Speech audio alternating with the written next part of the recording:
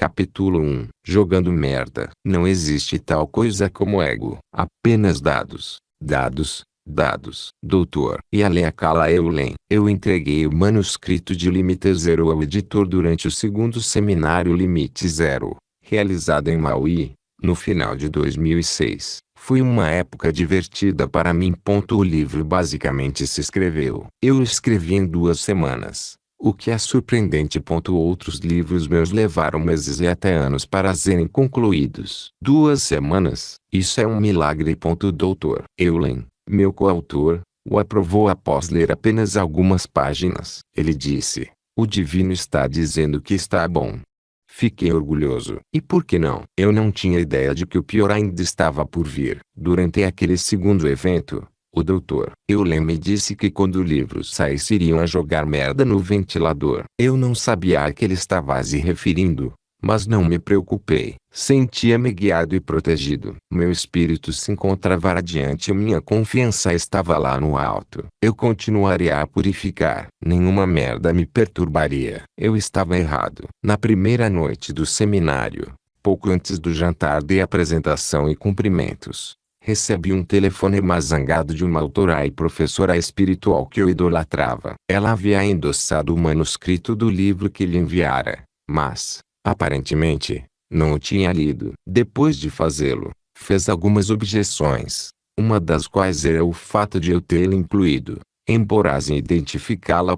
Quando ela se reconheceu, passou a me odiar por isso, e me ligou para ler o ato de revolta. Eu não tivera intenção de ferir. Era uma parte que falava como pessoas bem-sucedidas possuem um ponto fraco e atraem o caos. Eu a usei como exemplo, mas sem dizer seu nome. Fiquei surpreso por ser rompante, já que frequentemente usava seus desafios de vida em seus próprios livros. Não era segredo, mas as pessoas projetam suas inseguranças e significados em tudo, incluindo livros. Ela viu algo que não gostou e, em vez de assumir total responsabilidade pelo que viu, que é exatamente o sentido do Ho Oponopono de Limite Zero, descarregou em cima de mim, pelo fato de que eu era e ainda sou seu fã.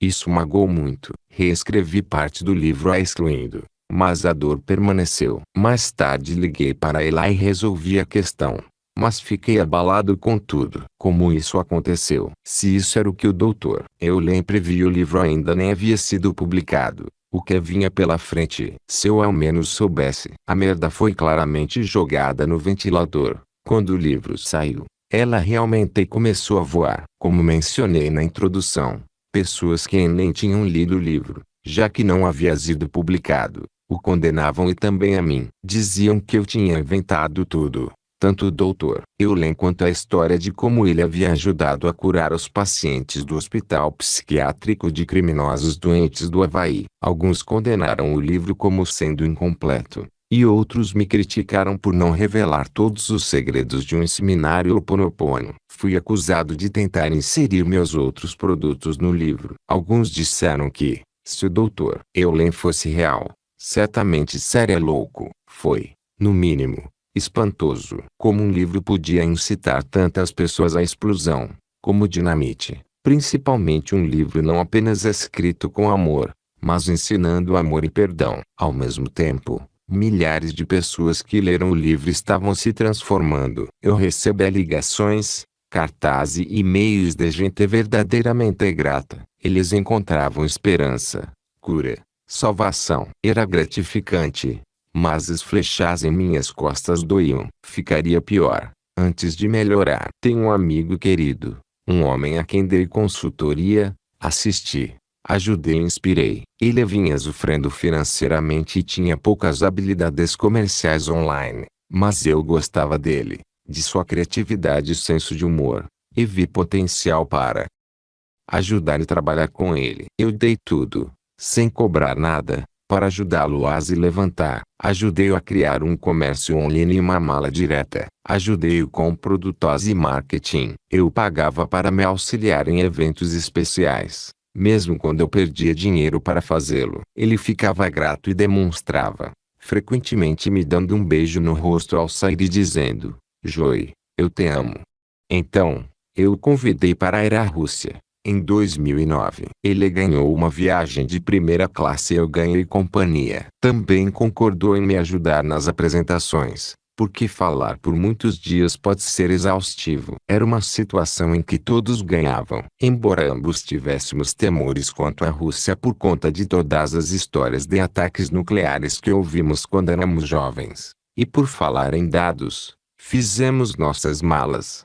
Respiramos fundo e voamos para o outro lado do planeta. A Rússia não foi nada de passeio. A agenda era cruel, quase torturante. No instante em que pousamos, fui levado diretamente a um programa de televisão, em Moscou, sem tempo para tomar banho ou fazer a barba. Fiquei perplexo, sem palavras. Devido ao contrato, sabia que tinha de fazer tudo o que os russos me pedissem. Então, fui ao programa de TV. Mais tarde, naquela mesma noite, autografei vários livros durante horas em uma livraria. O itinerário foi implacável pelas 2 semanas seguintes. Embora meu amigo estivesse lá para me apoiar, frequentemente ficava em seu quarto e dormia, enquanto eu saía e continuava a falar, apresentar, dar entrevistas, autografar livros e mais. Isso não me incomodava. Eu ficava aliviado por ele descansar um pouco. Ele merecia. Até deixar a Rússia foi um inferno. Descobrimos que nossos vistos se expiravam antes do fim de nossa viagem. Alguém tinha feito bobagem com nossa papelada. Nossos papéis não estavam em ordem. Dava a sensação de que estávamos em um filme de uma guerra mundial. Foi surreal.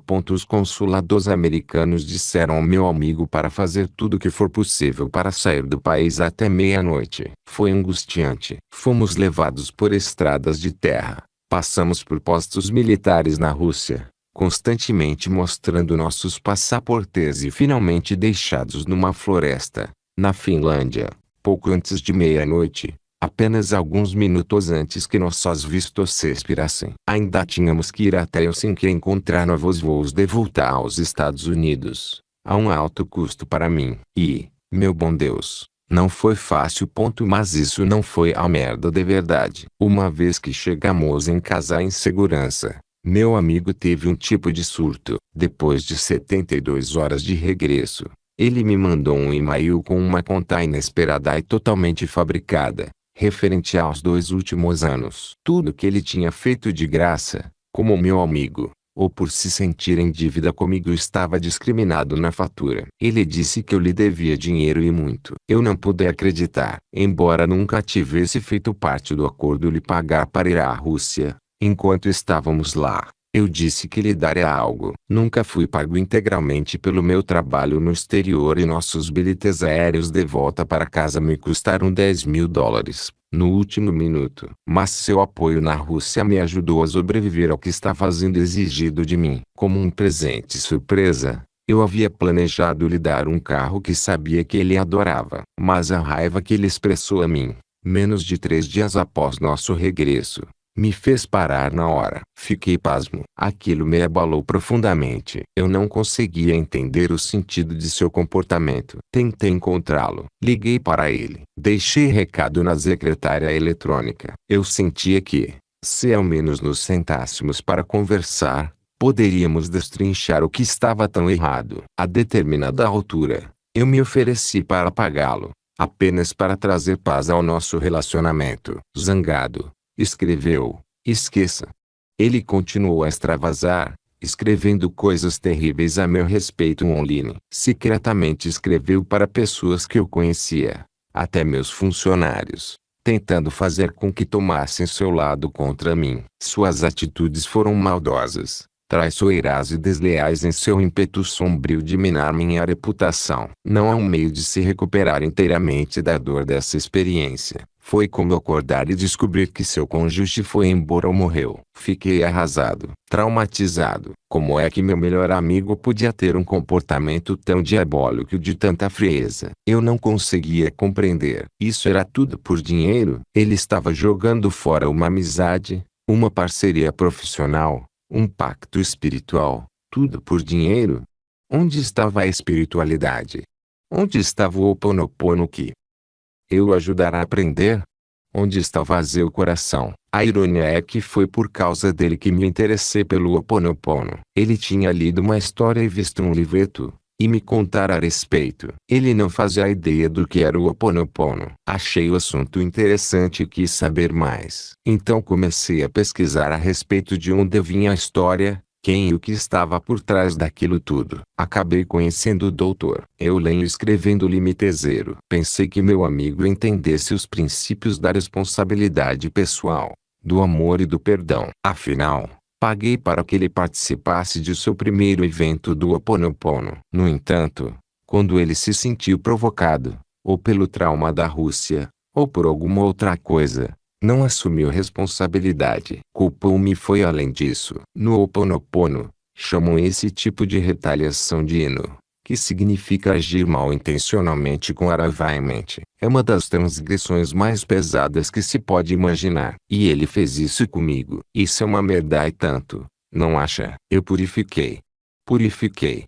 E purifiquei. Olhei para meu próprio envolvimento nesse drama, em nível energético, tentando entender como eu o havia atraído. Sei que nossas vidas são entremeadas. Somos uma dança de energia. Nada acontece à toa. Meu amigo e eu estávamos compartilhando um programa, um vírus da mente. Fiz o máximo para relembrar tudo que o Dr. Eulen havia me ensinado, até o ponto de saber que o único caminho é purificar, purificar, purificar. Comecei a sentir tristeza por meu amigo. Comecei a entender que, de alguma forma, ele tinha adquirido um programa que estava tomando sua mente. Eu sabia de suas explosões com a família e amigos. Já tinha visto acontecer. Só nunca poderia esperar ver isso em nosso relacionamento ou ter isso direcionado a mim. Deu realmente a sensação de que um programa o possuíra e que estava sendo conduzido por aquilo.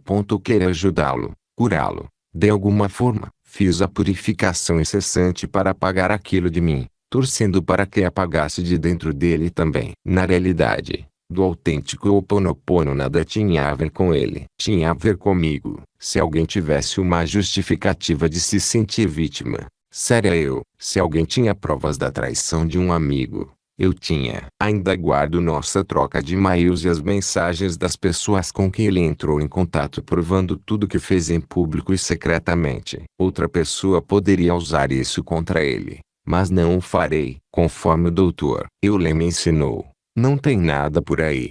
Está tudo dentro. Tive que me forçar a assumir responsabilidade total por tudo que meu amigo havia feito. Buscar a programação em mim e em nós que criou, atraiu e manifestou todo esse drama. Meu amigo se mudou para longe, algo que sempre achei que ele tivesse vontade de fazer. Será que criou esse cenário de pesadelo para se liberar do relacionamento profissional comigo? Achei que tivesse problemas financeiros. Será que precisava de um bode expiatório? Se positivo, eu certamente estava à mão. Isso não é para culpá-lo. A que culpa não faz parte do Ho Oponopono autêntico, mas para mostrar como a mente humana se esforça para dar sentido ao que não tem. Não faço ideia se estou certo ou não, mas isso não importa. O que importa é que o Dr. Eulen estava certo. A merda foi jogada, mesmo, no ventilador. E o que fiz para lidar com a crise ensinada pelo programa em meu amigo e em mim? Nada. Não contratei um advogado, nenhuma agência do governo. Isso não parecia amoroso e clemente ou algo parecido com o Ho Oponopono. Embora meu amigo tenha feito coisas horríveis, na tentativa de arruinar minha reputação, o que magoou ainda mais, porque ele sabe a respeito da inteira responsabilidade da purificação. Não retaliei. Em vez disso, eu purifiquei, senti minha dor profunda, a traição, a injustiça e levei tudo ao divino. Usei o mesmo processo que o Dr. Eulen me ensinara. Assumi a responsabilidade e a situação. Eu não disse nada negativo publicamente e só estou compartilhando a história agora com você, por uma lição maior, que virá no instante. Trouxe o drama para dentro e foi onde o purifiquei. Também utilizei uma forma avançada de Ho Oponopono que irei compartilhar com você mais adiante neste livro. Foi uma combinação de todos esses métodos que permitiu finalmente liberar a energia das minhas percepções sobre meu ex-amigo. O drama cessou. Ele parou com a campanha difamatória. A poeira baixou. A vida prosseguiu. Os negócios continuaram como habitualmente, apenas sem ele em minha vida. Sinto falta do relacionamento afetuoso que tínhamos, Mas prefiro ser livre a ser desvairado. O interessante é que ele entrou em contato comigo enquanto eu estava escrevendo este livro para me perguntar se eu dividiria a liderança de um evento Ho'oponopono com ele. Seria um sinal de que minha purificação teria funcionado e agora estávamos em paz. Sim, mas declinei sua oferta. Ele era parte do passado e eu tinha purificado e aberto mão. Eu amo, perdoo e lhe desejo bem, e sigo adiante. Qual é a maior lição aqui? Por favor, entenda que nada desse drama foi culpa do meu amigo. E nada foi culpa minha. Ninguém deve ser culpado. A causa foi um programa. Isto é o essencial ao que se ater. Assumi total responsabilidade pelo programa que tomei ciência em mim mesmo. Conforme me purifiquei daquele programa, a situação se resolveu. Isso é a primeira lição a se obter. É o motivo para que eu tenha dividido esta história com você. Até para autores e gurus, tudo se resume à prática do Ho'oponopono para purificar programas, lembranças e outros dados, para voltar ao estado de amor puro. Como o Dr. Eulen costuma dizer, só estou aqui para purificar. Como você vai aprender neste livro, a vida sempre irá lhe apresentar desafios. Isso é a natureza da vida. Passe livre para sair da prisão é a prática do Ho'oponopono. À medida que você disser as 4 frases: eu te amo, sinto muito, por favor, me perdoe, obrigado, apaga os programas e crenças dos quais não tem ciência, facilitando sua aventura pela vida. Quanto mais você purifica, mais dados são apagados e mais perto você chega da divindade ou do zero. Mas é realmente tão fácil assim? Sempre funciona, porque a vida frequentemente parece ficar pior antes de melhorar. Fique comigo e vamos mais fundo nessa aventura.